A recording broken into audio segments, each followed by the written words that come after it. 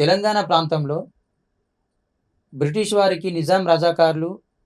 ఆధీనులుగా మారిన కాలం నుంచి రజాకార్ల శకం అంతమయ్యేంత వరకు ఈ కాలక్రమంలో 1905 వందే మాతర ఉద్యమం, 1915 మహాత్మా గాంధీ భారతదేశానికి రాక,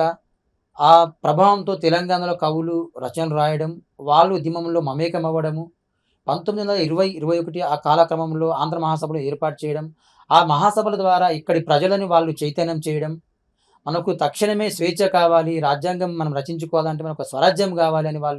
వాళ్ళకు వాళ్ళు చైతన్యమయ్యి ప్రజల్ని చైతన్యం చేశారు సార్. 1930 ఉప్పు సత్యాగ్రహం, 1942 క్విట్ ఇండియా ఉద్యమం, పోలీస్ యాక్షన్ వీటన్నిటి ఆధారంగా తెలంగాణ ప్రాంతంలో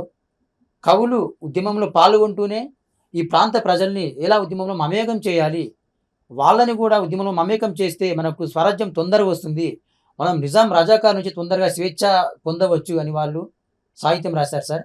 వాళ్ళు రచించిన సాహిత్యం ఆధారంగా, వాళ్ళు రచించిన ఉద్యమ నేపథ్యం సాహిత్యాన్ని నేను పీహెచ్‌డీ అంశంగా ఎంచుకున్నాను సార్. అది ఈ కాలం సాహితీ విద్యార్థులకు చాలా ఉపయుక్తంగా ఉంటుంది సార్.